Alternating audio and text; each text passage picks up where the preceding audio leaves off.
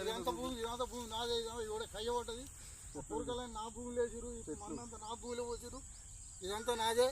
ఇగో నీ భూమిలో తవ్వలేదన్నారు. ఇవి ఇక్కడ చెట్లు వీకేసిరు, నా భూమిలో అడుగు పెట్టద్దు కదా, చెట్లు వీకేసిరు. నీ భూమిలోకి మేము అడుగు పెట్టలేదు, నీ భూమిలో మన్ను వేలే అన్నారు. వాళ్ళు ఆడికి తవ్వుకున్నామని చూపించారు. ఇవి ఇక్కడ మేము ఇక్కడ మోసంగా చూపిస్తున్నాం. దీన్ని ఇదంతా మా భూమిలోకి అడుగు పెట్టకుండా అన్న అన్న ఇప్పుడు కాలువ పని జరుగుతుంది.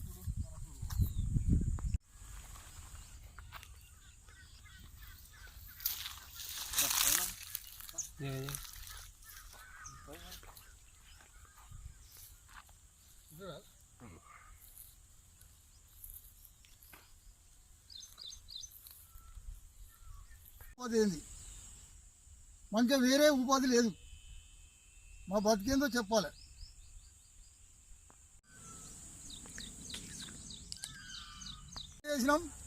దీక్ష చేసినాం. అప్పుడు 20 రోజులు దీక్ష చేసినాం. అక్కడ మేము దీక్ష చేయంగా కూడా ఇక్కడ మా భూమిలో కాలువ తవ్వీరు, మమ్మల్ని బెదిరించుకుంటా. ఆ దీక్ష చేస్తే దీక్షను భగ్నం చేసినప్పుడు మమ్మల్ని దీక్ష చేయనియలేదు, మమ్మల్ని నెట్ కాకుండా చేసిరు. అప్పటి నుంచి ఇప్పటిదాకా మమ్మల్ని ఇబ్బంది పెడుతురు, మమ్మల్ని బాధ పెడుతురు. అసలు మా కుటుంబంలో మాకు మనసున పడతలేదు. నా భూమి 4 జాగాల భూమి ఉంటే ఒక జాగాలు వేయింది, ఇంకా 3 జాగాలు పోతుంది. నా భూమిలోకి వెళ్ళి పోతుంది కాలువ. ఆల్రెడీ ఒక దాంట్లో తవ్వీరు, ఇంకో తీసేసి నా భూమిలో వారేసి నా భూమి అంతా డామేజ్ చేసి పారేసి నా భూమిలో కాలువ తవ్వీరు. నన్ను ఎటు కాకుండా చెప్తున్నారు. నా భూమి కూడా కట్ చేసిరు. ఇంకొక గుంట భూమి నాకు రావాల్సి ఉంటే ఆ భూమి ఇస్తలేరు. ఎన్నిసార్లు అప్లికేషన్ పెట్టినా నష్టపరిహారం ఇస్తలేరు. నష్టపరిహారం ఇవ్వకుండానే ఇలా కాలువ తవ్వుకుపోయారు నా భూమిలో. అటువంటి అప్పుడు నాకు గుంట భూమి ఇస్తలేరు, నా భూమిని ముట్టకుండా ఉండలేరు. నేను 7 సంవత్సరాల నుంచి వెళ్ళి ఇబ్బంది పెడుతున్నారు. నాకు చెప్పకుండానే ఇట్లా వీళ్ళు నా భూమిలో కాలువ తీసుకుపోతున్నారు. నాకు చెప్పకుండా చెట్లు వీకెత్తురు. ఇవన్నీ కలెక్టర్కి ఎన్నిసార్లు దరఖాస్తు పెట్టినా పట్టించుకుంటలేరు. నా భూమి 4 జాగాలు అయింది. ఒకటి 428/130 కావచ్చు. అందులో ఎకరం భూమి అయింది. అందులో 160 మీటర్ల పొడుతో లిఫ్ట్ వేయింది, బావి వేయింది, మోటార్ వేయింది. అందులో బాసింగం వల్లే నా భూమిలోకి వెళ్ళి కాలువ వేయింది. ఆ భూమి ఉన్న భూమి నష్టపోయినా అది అటే నష్టం జరిగింది. ఇంకొకటి 313 ఎకరం పోతుంది. అటు కాలువ తవ్వీరు, ఇటు కాలువ తవ్వీరు. నా భూమి దగ్గర దాకా కాలువ తవ్వకు వచ్చిర్రు. వరదత్తే నా భూమిలోకి వెళ్ళి వరద పోతుంది, నా పంట పండుతలేదల్లా. నేను దాన్ని ఇల్లు కట్టుకోవాలని నాకు పర్మిషన్ కావాలని పోతే గ్రామ పంచాయతీలకు కార్యదర్శి దగ్గర పోతే వచ్చి సర్వే చేసి నీ ఇల్లుకు 30 మీటర్ల కాలువకు 30 మీటర్ల దూరం ఉండాలి, లేకుంటే నీకు పర్మిషన్ రాదన్నారు. మరి అటు కాలువ ఉన్నది, మరి ఈ కాలువకి వెళ్ళిపోదామంటే ఇటు కాలువ ఉన్నది, మరి ఇటు 30 మీటర్ల దూరం ఉండాలి, ఇల్లుకు పర్మిషన్ ఇస్తా అని అప్పుడంటే నా 60 మీటర్లు పోయినాక నేను ఇల్లు ఎక్కడ కట్టాలి? నా ఉన్న భూమే కదే. ఈ 60 మీటర్ల అటు కాలువ ఉన్నది, ఇటు కాలువ ఉన్నది, ఇటు 30 అటు 30 పోగా ఇక నాకు భూమి ఎక్కడ ఉన్నది ఇల్లుకు? అట్లా పర్మిషన్ ఇస్తలేరు. అట్లా వాళ్ళు సంతకం పెడితే కేసులు పెడతాం, కోర్టులు వేస్తాం, మేము కోర్టులో పెట్టేస్తాం. ఇట్లా బెదిరించారు. ఒకప్పుడు పోలీసులను పెట్టి తవ్వుకుంటాం మేము. ఇట్లా ఒక లచ్చిరెడ్డి ఆయన ఉంటాడు. ఆ లచ్చిరెడ్డిని ఆయనను మా దగ్గర దింపుకుంటూ ఆయన మమ్మల్ని బెదిరించిపోవుడు. కోర్టులో వారేస్తాం, కేసు పెడతాం, మీకు పైసలు రావు, మీకు భూమి పోతుంది, మీరు అట్టే తిరిగి సత్తారు, మీకు ఏం రాదు. సంత్ ప్రకాష్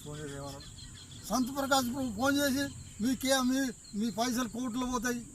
ఇట్లా మమ్మల్ని బెదిరించుకుంటా, మమ్మల్ని మొత్తం జేసీబీ తెచ్చుకుంటా, మా భూమిలో పెట్టుకుంటా, మా భూమి ఎందుకు పనికి రాకుండా చేసిరు. మమ్మల్ని మనసును పట్టకుండా, నిద్ర పట్టనియకుండా, తిండి అరగకుండా చేసి పారేస్తున్నారు. మమ్మల్ని మా బతికే లేకుండా చేసి పారేస్తున్నారు. అసలు మేము బతికేది ఎక్కడ?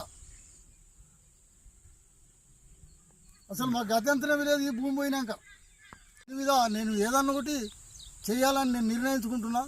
నేను ఊకుండా నేను ఏదైనా చేయదలుచుకుంటున్నా, చేస్తా. నాకు నష్టం జరుగుతుంది కాబట్టి, నాకు 4 జాగాలు నా భూమి పోతుంది కాబట్టి నాకు ఏ భూమి లేదు, నాకు గతంత్రం లేదు, నా బతుకు లేదు. నాకు ఇంకా వేరే పని చేసుకుందామంటే నాకు ఉపాధి లేదు. నా ఉపాధికి ఇదే, నా ఉపాధి భూమికి ఇదే. నాకు 4 జాగాలు పోయినాక నాకు భూమి ఎక్కడ లేదు ఇక. కాబట్టి నాకు పూర్తిగా న్యాయం జరిగేదాకా నేను ఇడిచిపెట్టా, నేను ఇయ్యా అని చెప్తున్నా. నేను సంతకం పెట్టా, నేను ఏం చేస్తారో చెయ్యరు. చంపుతారా మీ ప్రభుత్వం మరి నన్ను? ఈ చెరువుతో మా రుద్రానికి వచ్చే లాభం ఏం లేదు. కతలాపూరు మేడిపల్లి గట్టే బతుకుతారు, కానీ మా రుద్రానికి ఒక్క రూపాయి మేలు జరగదు, మాకు నష్టపోయేది మేము. మీటర్ ఉల్లంఘించినప్పుడు మేము చట్టాన్ని ఉల్లంఘించినట్టే కదా. ఈ చట్టాన్ని ఉల్లంఘించినట్టు ఎవరు కనిపిస్తున్నారు ఇక్కడ? మీరు పెట్టిన చట్టం, మీరు చెప్పిన చట్టం, మీరు చెప్తేనే మాకు చట్టాలు గుర్తవుతున్నాయి. మాకు చట్టాలు తెలియదు, ఏం తెలియదు. మేము పని చేసుకుని బతికేటోళ్ళం. మీరు చెప్పిన చట్టాలతోనే మేము ఫాలో అవుతున్నాం. అయినప్పుడు మీ చట్టం ప్రకారంగా మీరే ఉండలేరు. ఇక్కడ మేము మోకమే చూపిస్తాం. ఇగో ఈ పొరకలు, ఈ పబ్బులు, ఈ భూమి చెట్లు పీకేసిరు, నా భూమిలో వారేసిరు, నా భూమిని పనికి రాకుండా చేసి పారేస్తురు, నాకు నష్టపరిహారం ఇవ్వకుండానే నా భూమినంతా ధ్వంసం చేసి పారేస్తురు, ఆక్రమించుకుందామని చూస్తున్నారు. ఇది ఎంతవరకు మంచిది వాళ్ళకు? గత ప్రభుత్వం కూడా నా భూమి గుంజుకున్నది. అక్కడ 20 గుంటలు, ఇక్కడ 6 గుంటలు, దాదాపు 25 గుంటలు వాళ్ళు దొంగతనం నా భూమి కట్ చేసుకున్నారు నా పట్టబుక్కులకు వెళ్ళి. తర్వాత లొల్లి చేస్తే, మాకు తెలిస్తే లొల్లి చేస్తే మా భూమి మాకు ఇచ్చారు. ఇంకో గుంట భూమి ఇచ్చేది ఉన్నది, ఇయ్యలేదు. అది